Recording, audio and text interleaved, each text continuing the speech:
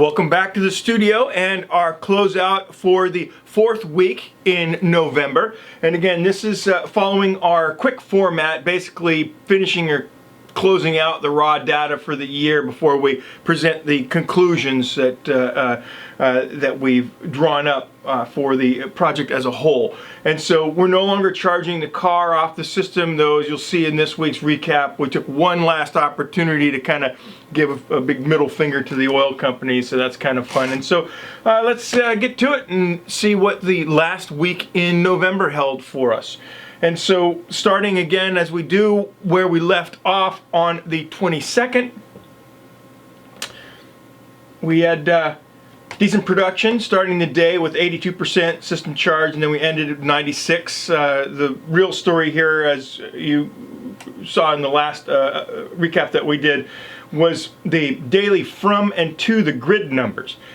And as you'll recall from the previous update, this finally got to the point where we had to call Tesla about it. Back in September, we had that issue with our exterior cutoff switch failing, and then at that time we first started to notice some of these strange switching errors that were creeping up. And so totally unrelated to the external switch, but because we had the technician come out at that time and they spoke with Tesla, we started to notice then some strangeness going on with the software updates, and we'll talk about that a little bit later. I won't spoil the punchline of this joke, but again, at this point, Tesla had elevated the service to what they call Tier 2 service, which now, as we know, we can expect then some attention from SunWorks, because then they wanted to make sure that a technician comes out to the site and takes a look at the equipment, that kind of thing. But unlike the failure of the switch this time, there wasn't anything critical involving the system actually not functioning. And so it was annoying, but we just kind of left it. And so here the notes for the 22nd again kind of tell the tale there. You know, as you've seen from last week's update, we're just kind of waiting for Tesla to get back to us in regards to what went on there. And then the 23rd. And starting the day with 82%, we had good production for this time of year, 22.3 kilowatt hours, and a home usage of 16.7 kilowatt hours, and that allowed us to end the day there with 100%. And then again, you can see that 2.3 kilowatt hours drawn from the grid, and only 0.8 kilowatt hours showing to the grid. And so there is no grid icon for the day. I'll give you a second to look at those numbers real quick. And then the notes, you know, again, just more of me voicing my frustration at the fact that we're still pulling from the grid even though the batteries are nearly full. And the 24th, starting the day at 84%, ending at 100%. Again, with very similar daily numbers to yesterday, 21.8 kilowatt hours produced and 17.6 kilowatt hours used. The in and the out numbers are more balanced, but they're still relatively high. Basically, one complete Powerwall's worth of exchange in and out of the battery bank.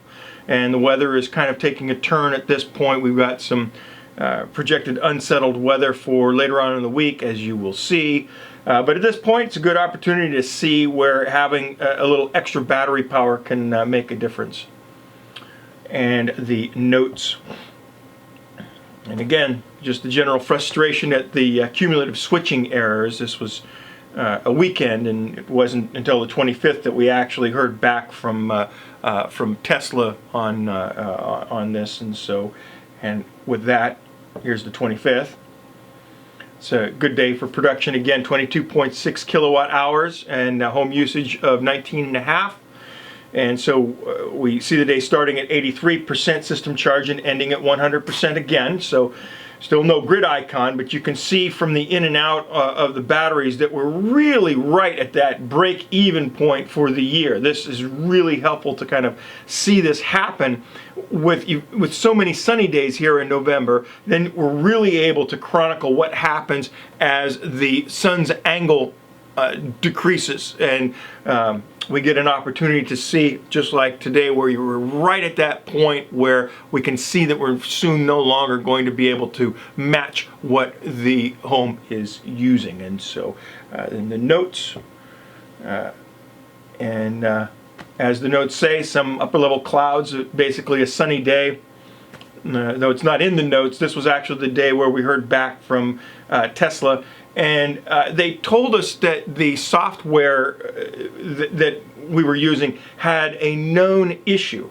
And I know that I know that they screwed up with the self-powered mode, and it was just obvious that it was not working. And so having them say that was actually kind of nice, because it's frustrating when you can see a known issue and you're reporting it, and then there's some kind of denial on the other end, or they're trying to make it look like it's something that you've messed up, or something of that nature. So this was nice that they did acknowledge that they were having some major issues with the system on self-powered mode.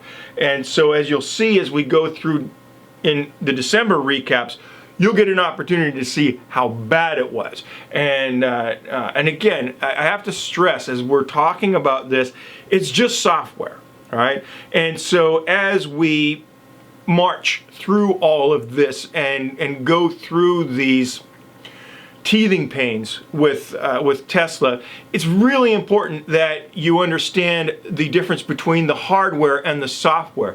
Their hardware, both their cars and their battery systems, are world class. I mean, they're just absolutely fantastic. But Tesla's got a little issue, as we discussed before, with execution. And so this is just one of those things where obviously something is more important than solving this self-powered issue than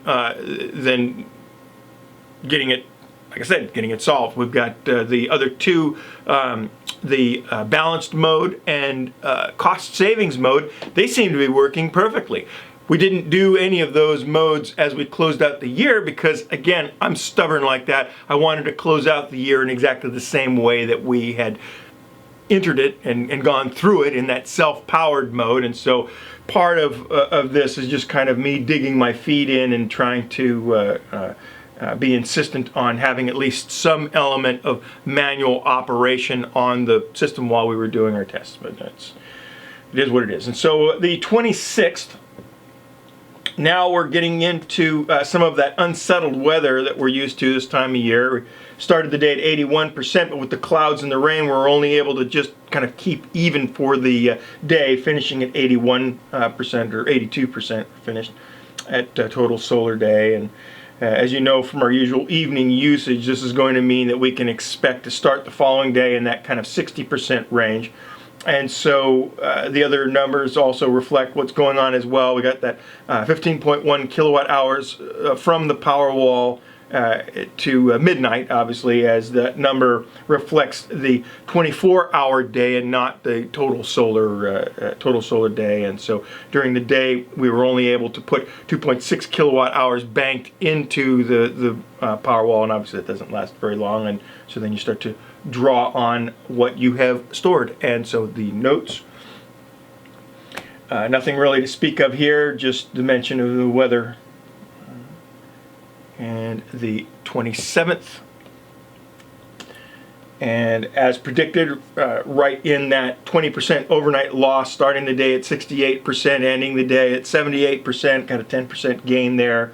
And that's mostly due to the fact that the time of day where we collect the most solar was relatively cloud free, as you can see from the total production number there of 20 kilowatt hours. And we did see a slightly elevated home use for the day at 23.4 as we were doing some cooking. And again, you can see that odd 3 kilowatts from the grid caused by those switching errors. And for the curious, let's go ahead and pull up the graph for that day and see what those switching errors look like. So here, that's what those switching spikes looked like. And so to add a little bit of context to that, we'll overlay it with the solar. And you look at that for a second. And so then finally, we'll add the home usage. So now let's go ahead and blow this home usage up a little bit here. And so now what you can see here is that these switching spikes, clearly they're related to the home loads in some way. It's obvious that there's some kind of AI at work there, though exactly what it's trying to accomplish is really lost on me. The only thing I can think of is that it's trying to reduce the load on the gateway at the times when the home loads increase and decrease the battery delivery to the home.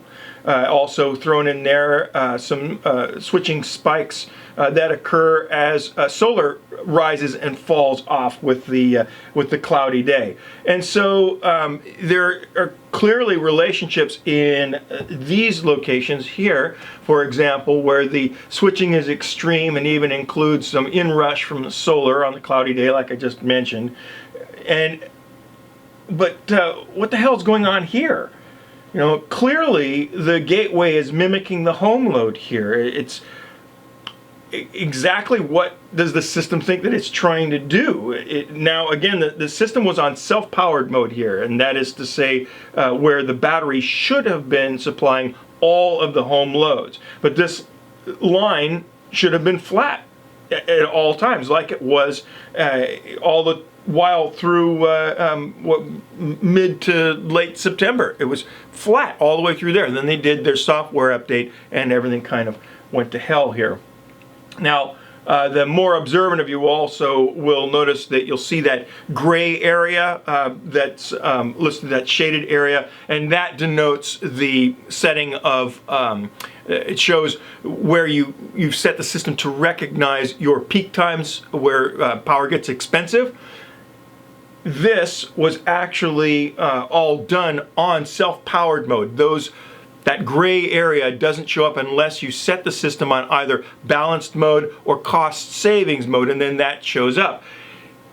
But I pulled this grid up after having set the system currently on cost savings mode, is where we're running right now, to get us out of the self-powered mode where we're having these issues. And so when you do that, even though the graph was done at a time when the system was on self-powered mode, because we are currently in that cost savings mode, that grayed area shows up over the graph, and I just didn't go back and switch switch back to the broken self-powered mode to do it. So that's just why that line shows up on that graph. But anyway, here's the notes for the 27th.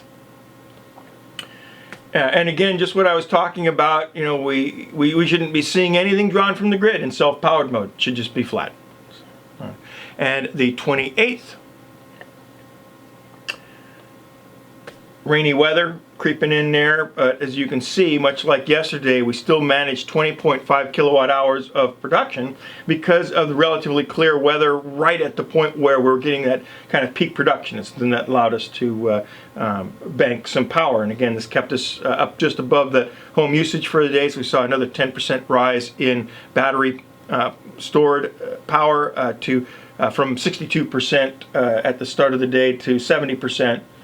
And so also showed about exactly the same amount of switching error as well. And so then we have the notes. And again, just the note of the rainy weather and the bracketing of those peak production times. And so the 29th was a little bit of a fun day. So childhood friend of mine came to visit for the day, and on his way home from Thanksgiving, he spent the night with us. And so even though we were testing to see how many rainy days we could get past, the temptation was too great not to take one last stab at big oil and record that final 120 miles of driving on sunlight for our records. And as you'll see when we do our closeout for the year, we didn't quite make that 10,000 miles on sunlight, but we came very, very close. And so you can see here we had a decent production for the day, 23.1 kilowatt hours. We sent 28 kilowatt hours to his Chevy Bolt, and we wound up going from 60% charge in the system to 15% recorded at total solar day.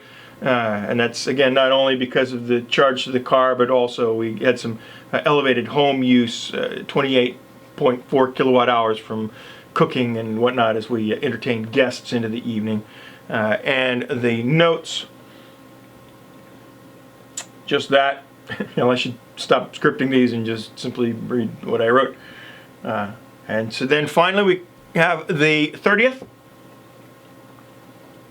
And we overshot our usage, obviously, a little bit. We left the system at 15%, and with the increased usage in the evening prior, we wound up having to draw from the grid in the early morning, and that continued, obviously, through the day because of the rainy weather. And the production for the day was only 5.9 kilowatt hours, as you see there, with a total home usage of 21.9 kilowatt hours, so that 3% obviously didn't last very long.